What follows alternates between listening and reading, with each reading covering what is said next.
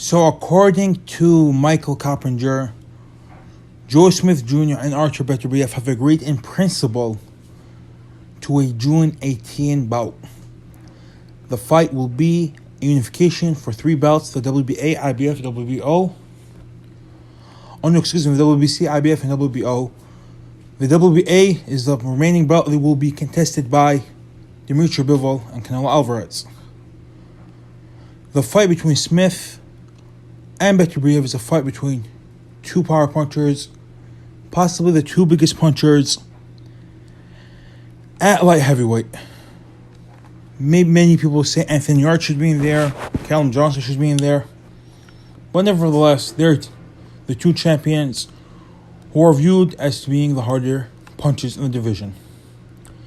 Now, when the fight was first talked about, I gave Joe Smith Jr. 0 chance to win that fight.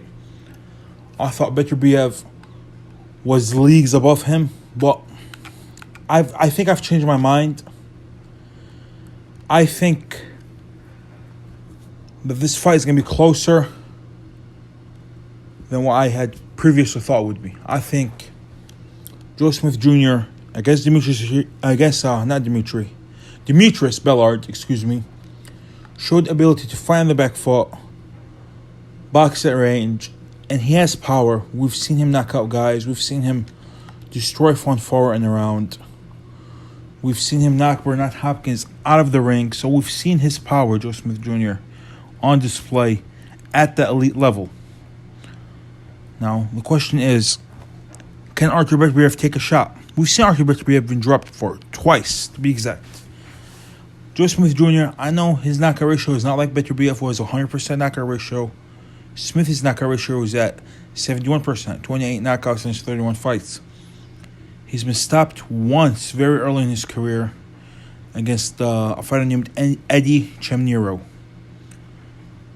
Ever since he stepped up to world level, he's beaten Fonfora, dropped him twice in the first round, knocked out Hopkins, knocked him out of the ring, lost to Sullivan Barrera even though he dropped him round 1, lost to Dimitri Bivol even though he had Dimitri Bivol badly hurt twice, especially in round 11, beat Jesse Hart, dropped him in round 7, knocked Artur Alvarez out of the ring as well, got a lucky decision over Maxim Vlasov, but also he had Maxim Vlasov out and hurt in round 11, and a lot of people thought it was a knockdown. The referee did not count, and knocked out Steve Gafford in his last fight. Steve Gafford, obviously not that big of a fighter, not known, but he has shown his power before. He has shown skill. Obviously,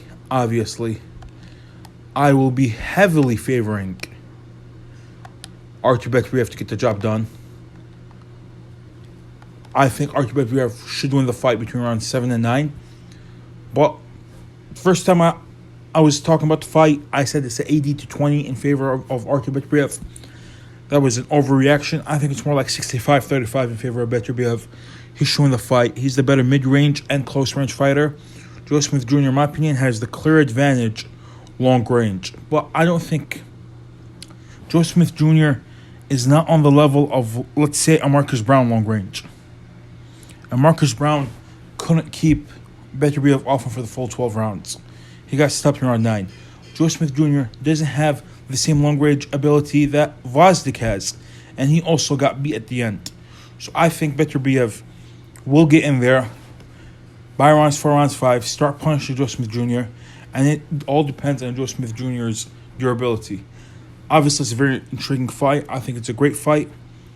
And yeah, may the best man win. Give me your thoughts in the comment section below. Like and subscribe if you enjoyed the video. And yeah, that's it. Sadiq Boxing out.